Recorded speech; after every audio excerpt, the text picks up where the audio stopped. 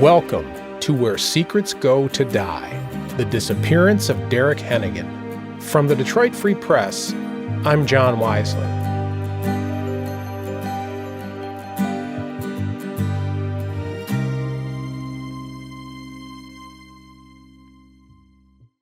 So it's clear now that the Michigan State Police did eventually classify Derrick Henagan as the victim of a homicide. It took almost 7 years to do it, but they got there. And they even looked into the possibility that one of their own, Trooper David Mogenberg, had some connection to it. They did it belatedly, after Mogenberg was dead, and they did it without drawing much attention to it, but they did it. I asked Captain Clint Michelin about it. Again, he ran the state police in the Upper Peninsula when I asked about this case. And there was this whole Mogenberg thing where, he dies and then 3 weeks later they decide that it is a homicide. Can you speak to why that took that long and why that change was made then? I can't confidently with detailed facts as to what made that transition or why his name was brought up in that. I don't know if, like in these small towns, if it was a rumor mill type thing or a conspiracy theory type thing, or if there's something substantial to point it in that direction. Even on hearsay type things, just to be prudent, we'll often look into it. Now, with all due respect to Captain Michelin, I think there's a lot more here than small-town rumor mills. You've got Trooper David Mogenberg's walk in the woods with his daughter, the concerns of his ex-wives, hundreds of pages of internal affairs reports. You've also got personal protection orders, reports that he was exploiting young women, and a boast that Diana had him in her back pocket. The Michigan State Police thought it was worth sending cadaver dogs over to Mogenberg's home to look for Derrick's remains. And I've got to say, of all the things I learned while reporting this story, that one shocked me the most. I've covered a lot of police in my day, but I've never heard of that before. A couple of longtime cops I know were equally stunned. Usually, when a cop dies young, it's all bouquets and bagpipes, not cadaver dogs in his backyard. That search was different from others that appear in the case file. Most have explanations, or at least follow from leads police documented. But this search seems to come out of the blue. There are no notes in the reports that I've seen explaining why Mogenberg's property was chosen. There's no mention of Megan Mogenberg's walk in the woods. The only reference to that appears in a stalking case against Mogenberg. So I asked Captain Michelin more directly. Is there belief within the Michigan State Police that he was involved? Yeah, I don't know, based on the investigative findings of the initial information given to our investigators, it might be one of those situations where, this was kind of put out there and they looked into it to some degree, but they didn't have enough tangible things or viable things to comfortably say, let's list them as a suspect in the report, but they wanted to be prudent with their due diligence to follow up on some of these things is kind of what I'm thinking. One of Mogenberg's former bosses also seemed to think that investigators were simply doing their due diligence. Lieutenant David Hopper was commander of the Newberry Post for several years when Mogenberg worked there. He was listed as being on that 9-person conference call shortly after Mogenberg's death. That's when they decided to reclassify the case as a homicide and send cadaver dogs to search Mogenberg's property. Hopper retired in 2016, but he still lives in town. I figured it was worth seeing if he'd talk to me. He agreed, and we caught up with him at a local restaurant after a Kiwanis Club meeting. I asked him why the case was changed to a homicide and dogs were sent to search Mogenberg's property. I don't know. I guess I would think it was to certainly cover those suspicions, those accusations, and make sure that nothing was missed in that regard. He said he had no memory of the conference call or the reasoning behind the search of Mogenberg's place. I asked him if he'd ever seen anything that made him think Mogenberg was capable of being involved in something criminal. No, I mean, there's not much more I can say. No, I never suspected that. David was one of my troopers. I never would have suspected or believed, still don't believe that. He acknowledged that Mogenberg was investigated for domestic violence, but said he was well regarded within the state police. You know, he ended up on the governor's detail. The governor was at his funeral. Highly respected. So beyond the Mogenberg connection, what else did the state police do to investigate Derrick's case? Turns out, quite a bit, actually. Let's have a closer look at what they did, what they didn't do, the people they honed in on, and what became of it all. According to Diana Maddox, she last saw Derrick on the morning of Monday, August 4th, 2008. But she didn't report him missing until 3 days later. When Diana did file the missing person report, a cop took it over the phone. He noted that Diana said she was worried about Derrick because he was acting depressed. She said he'd mentioned suicide repeatedly. Later on, in a recorded call with Jody Newman, the bounty hunter, Diana described her initial reaction to Derrick's disappearance. People have no idea what I went through. Wow. Heads up, you'll hear a couple of beeps in there. Jody tells me that's a call waiting tone from her phone. I mean, just the crying and the stress alone, wow. When I look back at it. I laid on my floor for 2 weeks looking for Derrick, thinking it was a joke. Riding the four-wheeler around, looking, screaming, calling, doing this, doing that, thinking, you've got to be... I really thought I was left pregnant. I would have never thought this.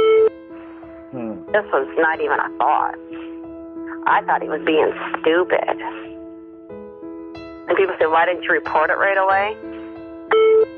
Think that, really? You know, the first thing, you're a pregnant person, 3 months pregnant, all of a sudden your boyfriend takes off and he's always threatening. You think he got murdered? No, you think the jackass, because he's always playing these games with you, took off. Right. That's why I called down. Say, is Derrick down there? Have you seen him? And then they kept saying, no, I didn't believe him. Really? I called his uncles out in, North Carolina. I called everywhere. Wow. Called Sherry. I did a lot. So finally I gave. Yeah. And I still did not believe this. I never found any record showing Diana told the cops about Derrick feeling threatened by other people, as you heard her daughter Megan discuss in episode 3. And he's whispering, so scared, whispering, "Guy, you gotta come get me. These people are gonna kill me." That might have changed their approach to this whole thing. As best I can tell, cops were likely thinking Derrick was on the lam. They listed him as voluntarily missing on the initial report. He had those active arrest warrants when he disappeared, and it wasn't too long before they asked a fugitive team for help finding him. One thing they didn't do when he was reported missing? Search the house that Derrick and Diana shared. That always bothered Tom Strand, Betty Henagan's longtime boyfriend. I mean, if you lose something, if you lose your car keys, don't you kind of think of the last place you might have been and had them, that'd be the first place you'd look? Now, at Diana's request, police did send a canine the day after the missing person report was filed to check the woods near her home. Those are the woods that Derrick was said to have walked into when he left the neighbor's house down the road.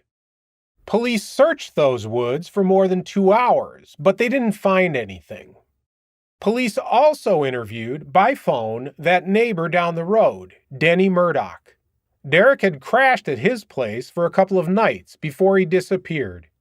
The initial report includes no mention from either Denny or Diana of a plan for Diana to meet Derrick at the deer blinds. Over the next several weeks, there are other notes in the file, though. One says Trooper David Mogenberg called Derrick's father, but that line ends with 3 words, no new info. Derrick's mom, Betty Henagan, called police and mentioned that she heard Derrick was supposed to meet Diana at a deer blind. That's the first mention in the report of that planned meeting. That call would mark the beginning of Betty's efforts to push police. She wanted answers about what happened to her son. I know Betty would make almost daily calls. And then finally they would keep brushing her off enough that maybe went to weekly, but she always checked in. She probably drove them nuts, calling the detectives and stuff. About 3 weeks after Derrick disappeared, the state police also spoke to Diana again. The police report showed this interview was more extensive. Diana described Derrick's drug problems, and she said again that Derrick seemed suicidal. She also said she talked to Derrick on the phone in the afternoon on the day he disappeared. She said Derrick told her he had to get out of Denny's house. She told police for the first time about the plan to see Derrick at the deer blinds. She said she did look for him, but she never found him. The police also went back and talked to the neighbor, Denny Murdoch, again, this time at his home, where Derrick had stayed. Denny had his own rap sheet, which included a felony, and later admitted to not wanting police around. Police noted in this interview, Denny said he overheard Derrick on the phone with Diana discussing a meetup at the deer blinds. That's the first time police logged Denny mentioning that. Denny also seemed to throw some shade on Diana. He said Diana called looking for Derrick a couple hours after Derrick walked into the woods. Denny said he told her, quote, "You know he's not here. You were supposed to meet him at the deer blind," end quote. Denny said Diana replied, "Oh, was I? I'll go look and see if he's there." As I said, it appears the police still considered this a missing person, and they were pursuing the idea that Derrick was on the run. But they were asking more questions of both Diana and Denny. I mentioned before that I've tried to get Diana to talk to me. I reached out to Denny several times as well, including through email, regular mail, a couple of phone numbers. I went to the most recent address I could find for him. I was never able to connect. Police interviewed a couple of other guys who hung out at Denny's too, including a man named Keith Avery. Keith was 20 then. He'd been living in Denny's basement at the time. He told the cops that on the day Derrick disappeared, Denny asked him to take some of Derrick's things to Diana's place down the road. As best as I can tell, Keith would have made that delivery after Derrick left. Keith said he rode a quad to deliver what he described as a black suitcase, maybe leather, containing Derrick's clothes and some shoes. He left it by Diana's house. I should note, Denny told police that he was Keith's guardian because, he said, Keith was mentally challenged. Others I've talked to have described Keith in a similar way. I wasn't able to reach Keith to confirm that, but I did find his father, Floyd Avery, who rejected that idea. He said he didn't consider Keith mentally challenged, noting he graduated from high school. Floyd did say that his son has battled drug problems for years. You know, growing up as a boy, he was okay, and when he turned 15, he went to the bad side and started doing drugs and everything, and me and his real mom threw him out, and he ended up staying with my cousins down the road, and he just got into a bad group. Keith is an important piece of this story, which I'll spell out in a minute here. The police chased other leads, too. They interviewed a guy who owned a tattoo shop in Newberry, another who'd seen Derrick riding a four-wheeler with a friend. At the end of August, Trooper Mogenberg was investigating that stolen guns complaint Diana had filed. He checked out a tip that Derrick had been spotted at the house he'd shared with Diana.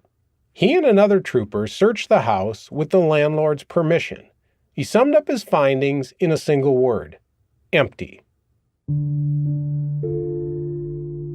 A little over a month after that, state police chased tips that Derrick's body could have been dumped in a lake. Betty Henagan had an outside cadaver dog team search 3 lakes and some junkyards. State police noted those yielded nil results.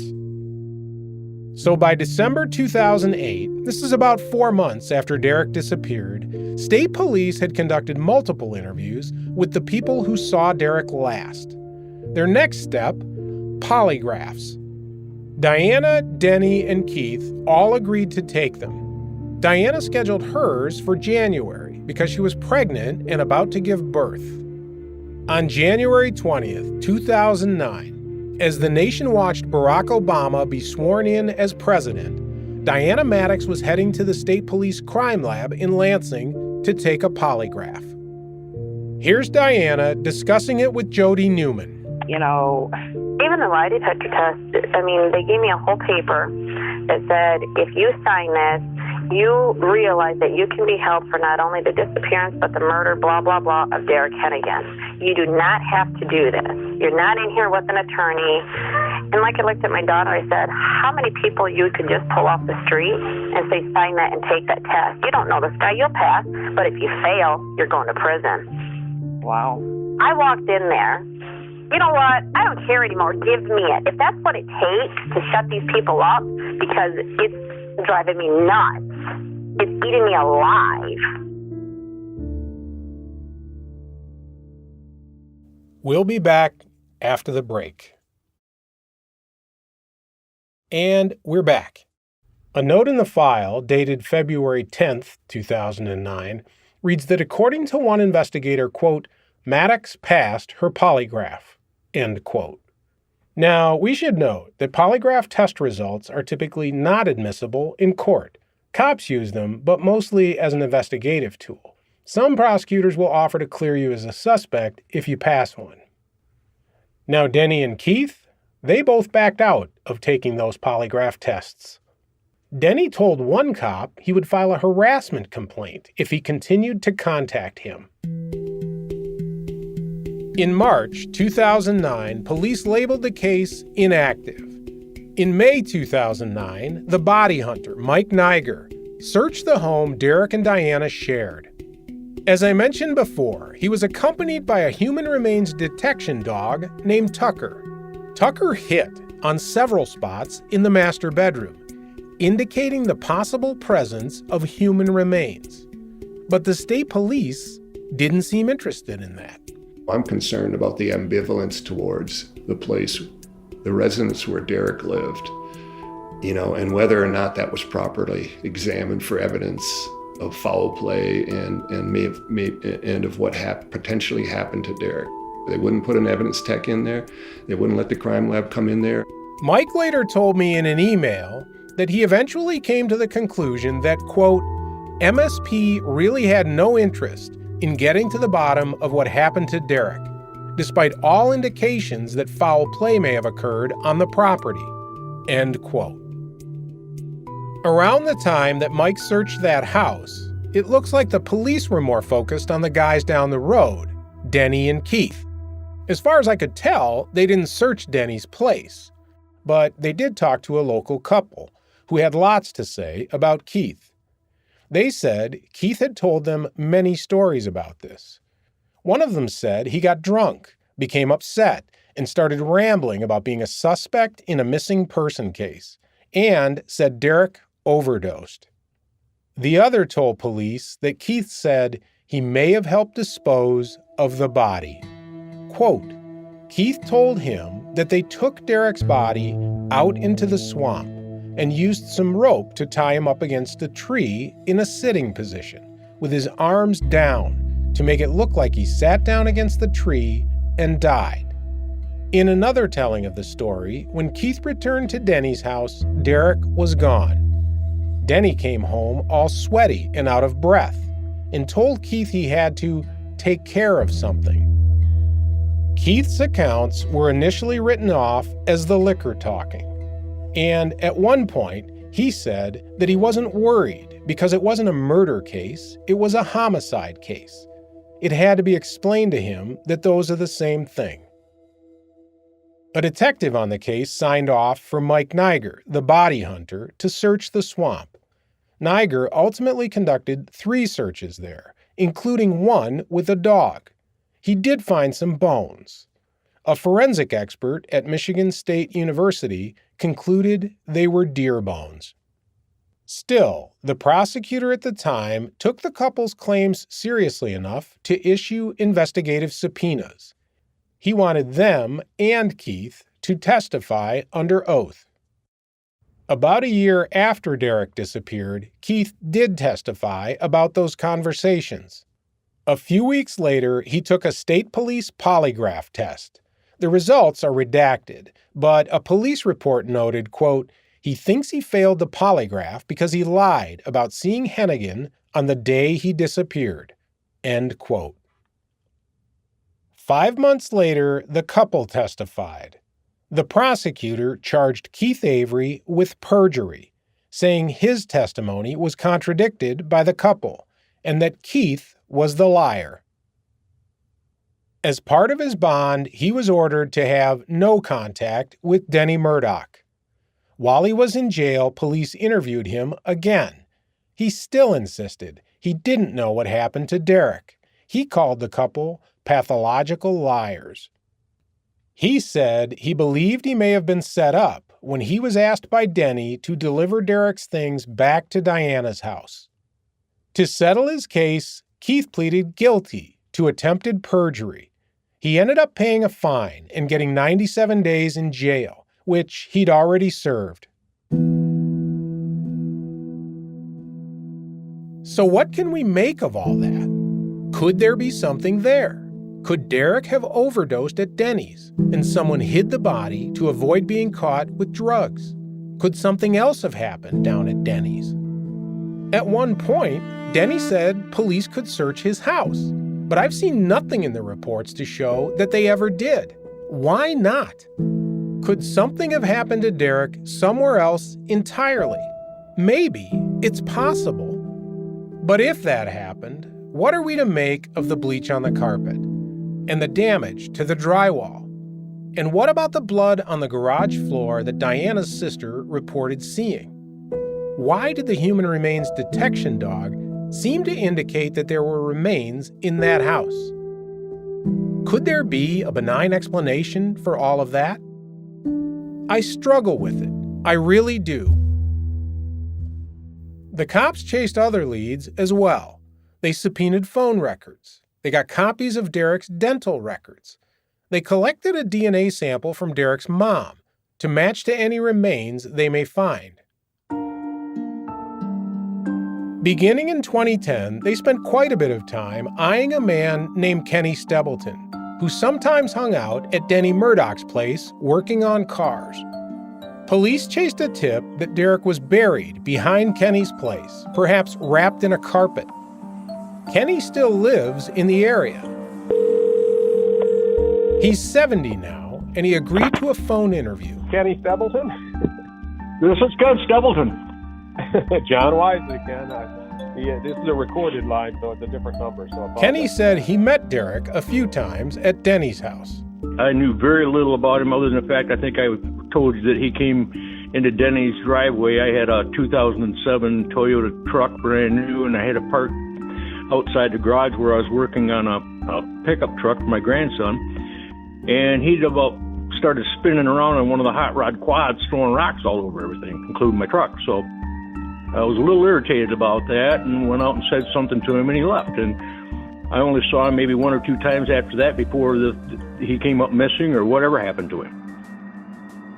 Kenny insisted he doesn't know anything about Derrick being buried behind his property, a theory he said he first heard from Keith Avery. He's probably the one that started the comment about, the next thing you know, they're going to blame you, and then they're going to say that you buried him out back in your swamp. And I'm like, Keith, don't say stuff like that. And then it wasn't a couple of days later, I started hearing in Newberry a bunch of crap about it, just like that. Kenny insisted he doesn't know what happened to Derrick. In February 2011, the county prosecutor subpoenaed Denny, Kenny, and Diana to testify under oath as part of the investigation. The reports say all three testified consistent with their earlier interviews. All three denied any involvement in Derrick's disappearance. Still, the prosecutor was willing to offer Kenny immunity if he told them where to find Derrick's body. I told him at the time, before he even did the deposition, that I couldn't tell him where the body was because I had no idea. I had no idea what happened to the young man. To this day, nobody even knows where he is, or if he's deceased, or if he's still alive. Police also searched Kenny's home on an unrelated case, but clearly had Derrick in mind when they did it. They found a computer. They got a search warrant to examine its contents for, quote, any and all records or documents located on the computer pertaining to the disappearance or death of Derrick Henagan, end quote. I've seen nothing in the records I've received that show anything came from that computer. Kenny said he never got it back. Kenny said the search of his house was one of 3 times the state police kicked in his doors. He said it was part of a pattern of harassment directed at him after Derrick disappeared. There's a saying that goes around up here. It says, arrive in Luce County on vacation and leave on probation. I've never heard that one. Well, you have now. The investigation was far from over, but it was one in a series of openings and closings, moving it from active to inactive. Jody Newman, the bounty hunter, she watched the way it was handled. How many Michigan State police investigators have worked this case as far as you know? Let me see. We had Sergeant Detective Shire, Sergeant Detective Bill Smith, Sergeant Detective Richard Rule. And that's the way the case was. It was passed around among several investigators. We've had Trooper Wilson, Trooper Mogenberg, and Trooper Grenfell. And there's some other ones.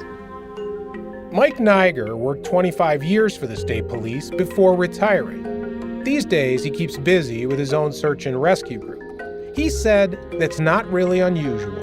They retire, they get promoted, or they transfer. And so there's been several detectives on the case. The investigation also included several of the people you've already heard about. Heather Aldrich was one of them. Remember, she was later murdered. And Heather was the one who told friends that Trooper Mogenberg raped her. Police interviewed her 3 times during the Henagan investigation. At the time of one interview, she was in jail and looking to be released. She offered police that tip that Derrick was buried behind Kenny's home. Police told her that was common rumor and kept her locked up. Police also got a tip from Keith Avery. He said he heard it in a jail cell from Jody Hutchinson, who would later be murdered alongside Heather Aldrich and Carrie Nelson. Jody said that a guy named Bum had handled one of Diana's missing guns, and Keith believed the guns were buried with Derrick's body. Police deemed it not credible. And so it went. A tip here, a polygraph there, a subpoenaed record. But by 2015, Trooper Nathan Grenfell was working the case. He was not a detective, but he was assigned to the case, and he worked it pretty hard. I reached out to him, but he declined my request for an interview. Jody Newman, the bounty hunter who's followed this case closer than anyone, was impressed with Grenfell's work. The only consistent presence that was ever on this case is Trooper Grenfell. Had they allowed him the leeway, Trooper Grenfell could have solved this case. That's my personal opinion. He could have solved it. He had the drive to solve it. This is a 2-part episode. Part B, The Axe in the Wall, is already in your queue. Coming next.